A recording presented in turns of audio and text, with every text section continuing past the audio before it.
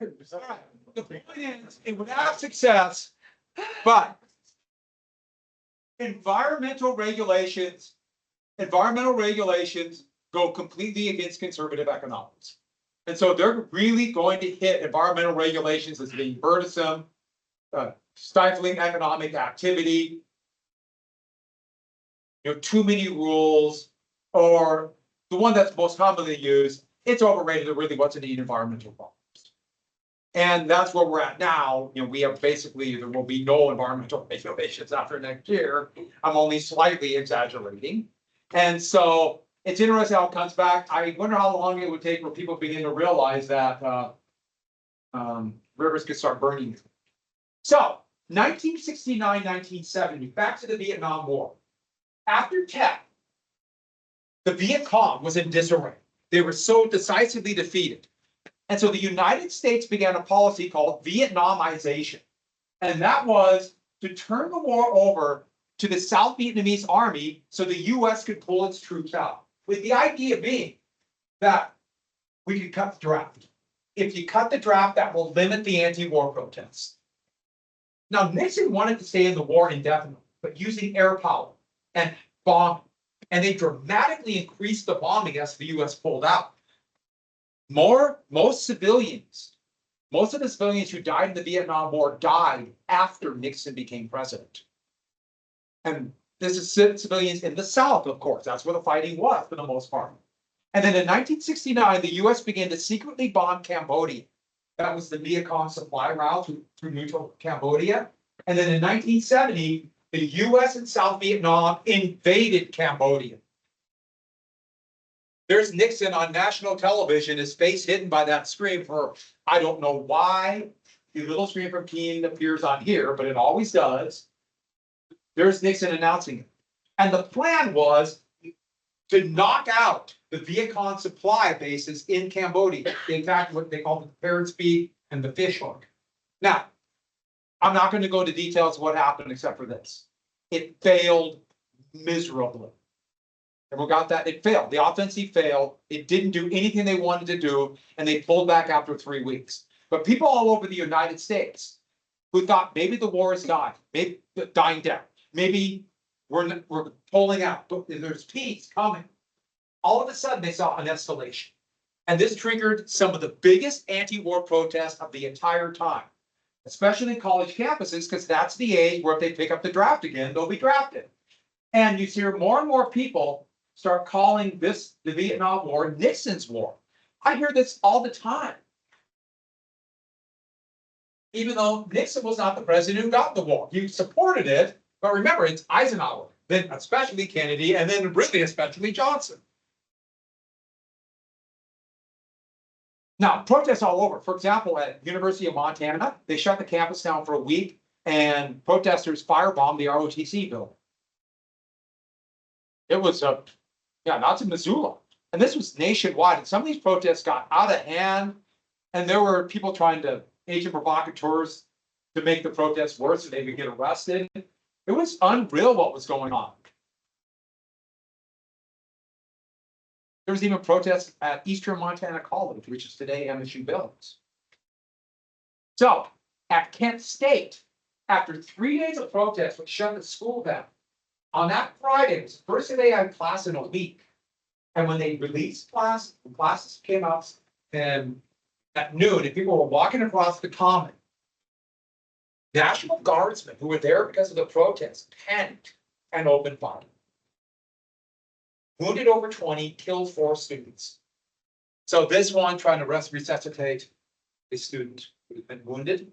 Here is one of the most famous pictures of the war also, the wartime era. She had just come across a young man who had been murdered, killed, both of them. So the National Guardsmen just panicked. They weren't trained. And the students have been mocking them. It was a way to get out of going to the draft in Vietnam. If you joined the National Guard, you didn't have to go to Vietnam. And so you have all these people joining. There was a waiting list. And so if you had your parents have political connections and money, you could get to the front of the line. And so it was really corrupt. It was who was your buddy to get you in. I'll give you a really good example. George W. Bush, who was president when all of you were born, right, so right on that day for you guys. He would have been prime drafting age, and his dad, who was a very prominent politician, soon to be head of the CIA, and was a congressman. His dad got him to the head, jumped ahead over 150 students to go to flight training for the Texas Air National Guard. So he didn't have to go. So he went to Air National Guard. And later on, he was trying to say, I wanted to fight, but they wouldn't let me. So that's why that always kind of bothers me. But Bill Clinton got out by college deferment. Joe Biden got out by college deferment. And President Trump got out by having a doctor say he had debilitating bone spurs. So he got out. Connections. He had connections. So, Kent State. And this just showed the divide in the country, where you had a lot of people who were very upset at what seemed to be unwarranted police violence against peaceful protesters. But they weren't always peaceful. But they were incredibly violent countermeasure. And at the same time, you had a significant number of people saying they should have shot all the students. A bunch of rich, spoiled, anti-American traitors who are stabbing our soldiers in the back. Anti-war protesters were helping the Viet Cong win, helping the North Vietnamese win. It sounded a lot like the stab in the back after World War I in Germany. Even though the anti-war protesters wanted to bring these soldiers home, and a good example of that is one of the most famous events that people don't talk enough about, but it was so influential at the time. It's 4 days after Kent. There was a protest in New York City about, not just about against the war, but about what happened at Kent State and also Jackson State too.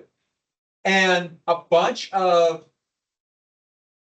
men, they were a lot more hard hats, were carrying pipe wrenches. You ever seen a pipe wrench? You know what I'm talking about, but also pipes.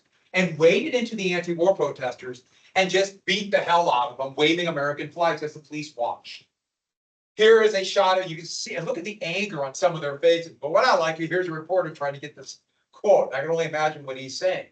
And Richard Nixon would use this as part of the conservative backlash against the anti-war movement. These are real Americans. And I'll just silent majority try. So he started calling you that this was a silent majority. These real Americans who will fight for the flag, and they're out stabbing the country in the back. He would begin a very successful program of painting the anti-war protesters as being un-American. That's when you start hearing stories about anti-war protesters, attacking veterans and spitting on them, which there's no evidence that ever happened. There's no picture, there's no film of that ever happening. But I hear stories. In fact, I just literally just heard of somebody who I really like, but I'm always not telling the truth.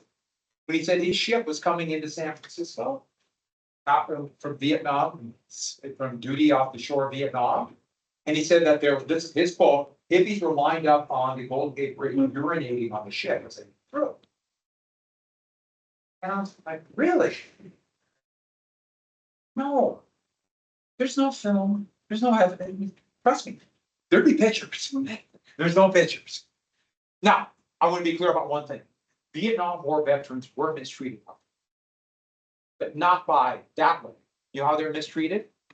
They were ignored. That was the big crime. They were ignored. So back to this. So what about the silent majority? Those are those regular, hardworking people. And it really hit this conservative revival. That Nixon knew if he could peel off some working class voters, which have been voting Democratic almost completely since the New Deal, that would be enough to give Republicans victory. Peel them off. And add this one thing. Add this. This whole thing, it appealed to them not economically, but culturally. Culture. They're different than you. These hippies are different. They're different. And it could also be culture. It fits also with color of skin, or for that matter, fear of the women's rights movement. Or this is literally just the beginning of the gay rights movement. So, and by the way, was this successful? Really successful. And it's still the same divide today, and it's almost all cultural issues. And I get it, but it's hard for me because I think everything economically, I can't help it. This is the 72 Republican convention, and there are hard hats all over from that hard hat. It's one of the things I've seen a lot of like little things on the 70s, or even our textbook, it doesn't mention the heart habits. That was a really big deal. But, there's a lot of stuff happening. They got to pack a lot of things. And I know all of you are thinking, I want to see the premier of the Soviet Union, Leonid Brezhnev, in a bathing suit.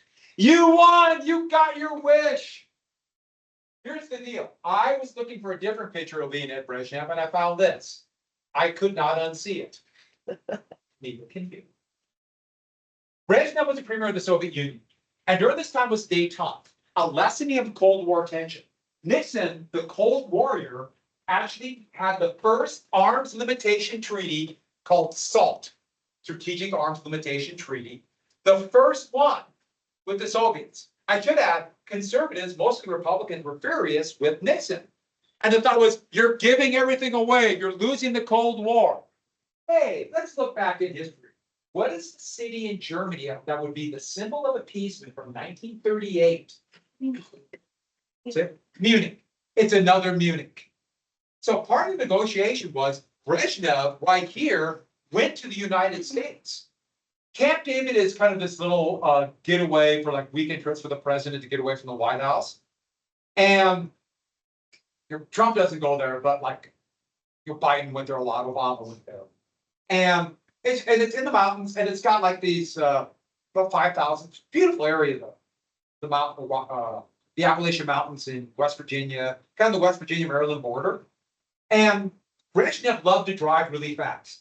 And he wanted to drive a Lincoln Continental. Lincoln Continental had the car, OBJ liked him too. So that's Nixon in the car with Brezhnev. Brezhnev jumped in, and Nixon said, "What are you taking for a little spin?" And he gassed it and went right up this mountain, up these switchbacks. And sometimes he was going on two wheels around these edges over cliffs. It's just Brezhnev and Nixon. And the Secret Service is chasing him up this closed highway. But there were a few times he almost went off the road, and Brezhnev is laughing, and Nixon's freaking out. What a way to go, huh? Getting in a car accident with Leonid Brezhnev. At the same time, Nixon opened up relations with the People's Republic of China. He even traveled to China. There is his national security advisor, soon Secretary of State Henry Kissinger, meeting with Mao Zedong. And there's Nixon meeting with Mao Zedong. He went to the Great Wall. I mean, China was totally blocked off. No Americans went there, and he opened up relations. Remember, I told you earlier, in 1979, China got their seat on the People's Republic of China got the seat on the Security Council in the UN, and Taiwan is now no longer considered technically a country. So they kind of flip-flopped after this trip. To open up relations, the US did something to cover these secret talks. They were top secret. They sent the US ping pong team to China. And like, wow, the ping pong team, and that covered the talks. I should add the US ping pong team got crushed by the Chinese, but, yeah.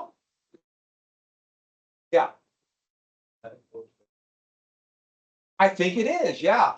Mm-hmm. I forgot about that, but yeah, you're right, it is in that. Yeah, thank you for reminding me that. I totally forgot. Were there a couple of people have they seen? So, I should add, China and the Soviet Union got into two pitched battles along the Manchurian-Russian border, and over 5,000 men died.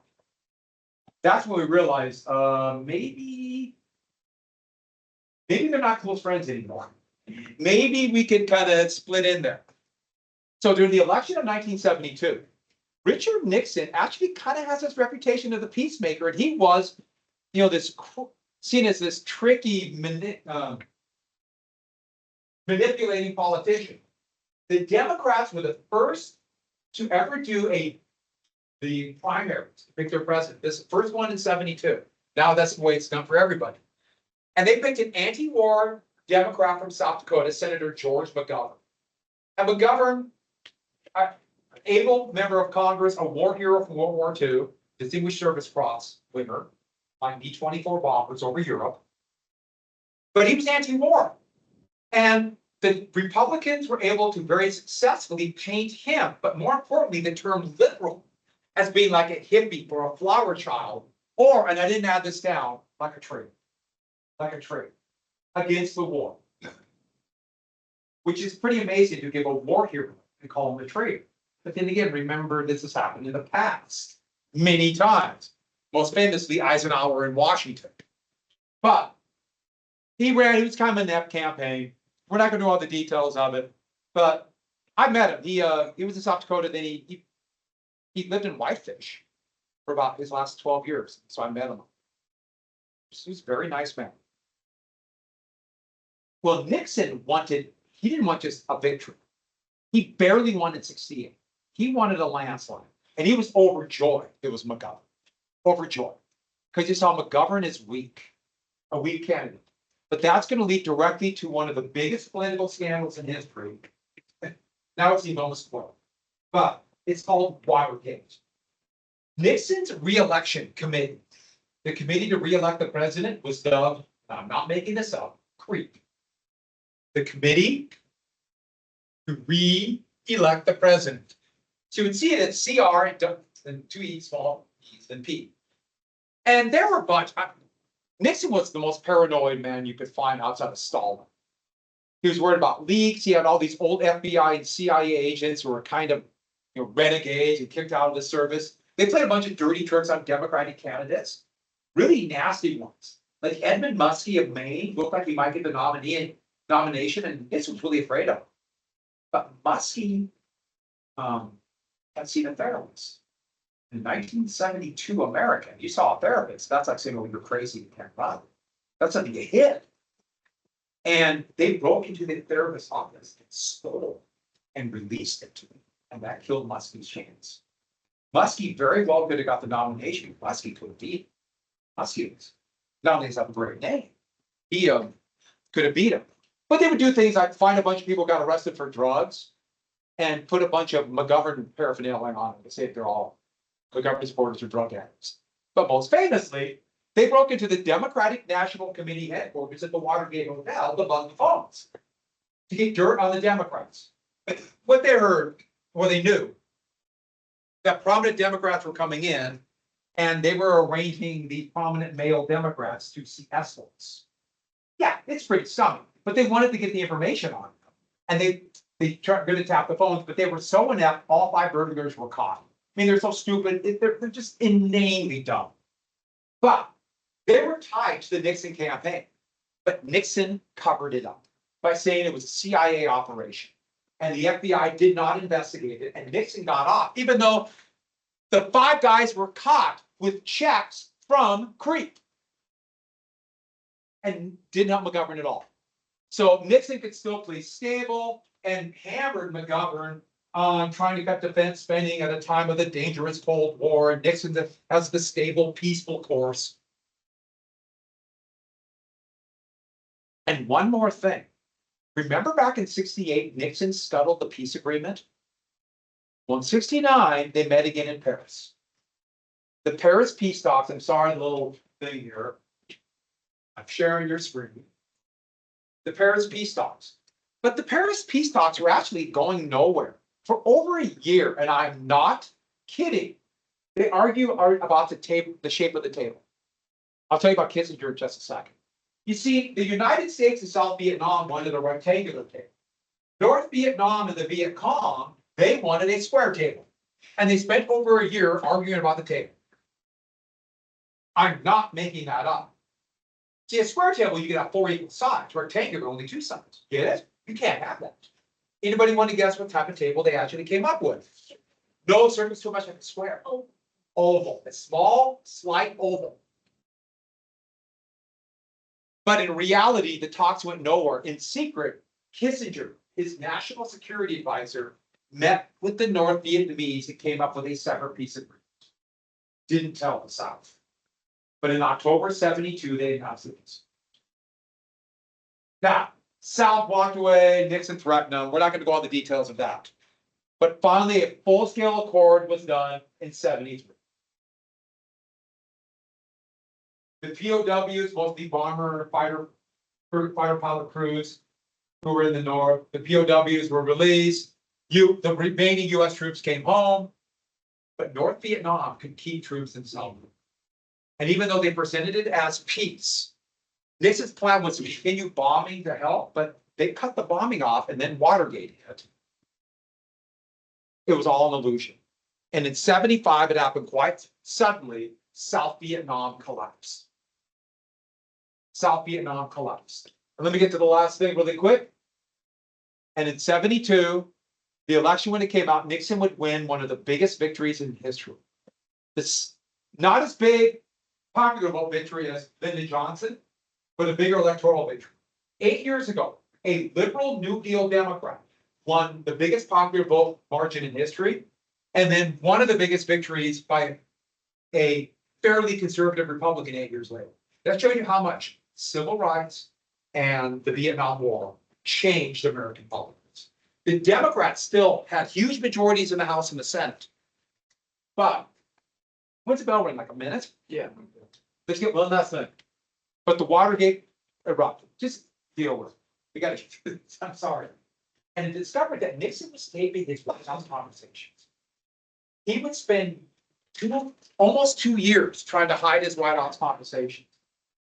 And in it, it exposed his cover-up. But he said national security could release it. But the Supreme Court in US versus Nixon said, you got to release the tapes. And when Nixon listened to it that August of 1973, he realized he sunk. And before he was going to be impeached, he resigned. They had 37 felonies on him. And they had all the evidence. It was overwhelming. Nixon was going to jail. Unless there's a compliant vice president. And on that happy note, we'll finish this tomorrow. Hey, have a great day.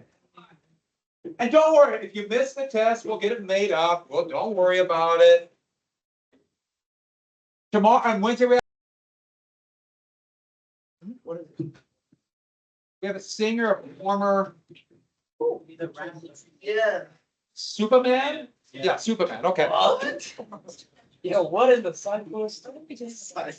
Yeah, we're going to an assembly. No, yeah, we'll finish with part of that. There's more beer because we haven't even come with. On the day I was gone last week, Yeah. I didn't receive a few sheets for the event. Okay. I'm just got your review packet. But check online for the. I don't know how they're gonna be in trouble together. I think just a day. It's not even that I just it's gone. What do you want me to do? It's like, Well, I see when you checked it. that's what the paper guy's gonna go. It's gonna hurt. That's a big packet. I know. You might.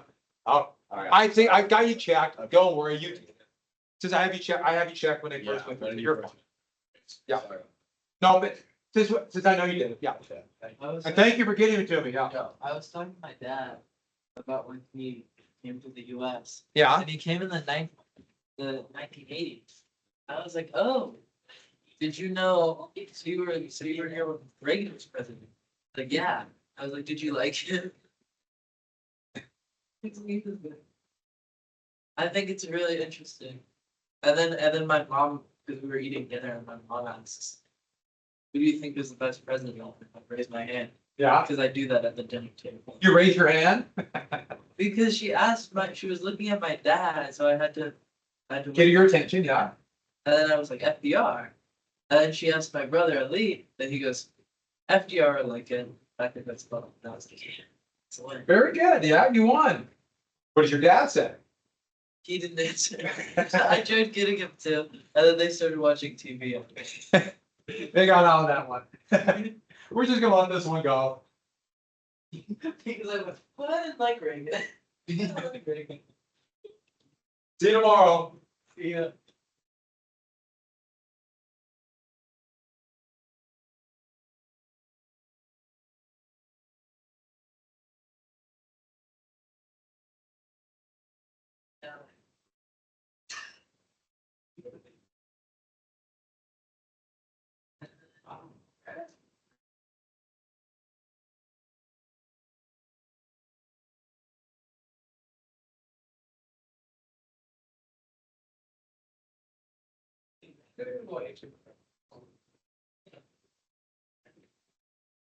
Worked out pretty well. See ya.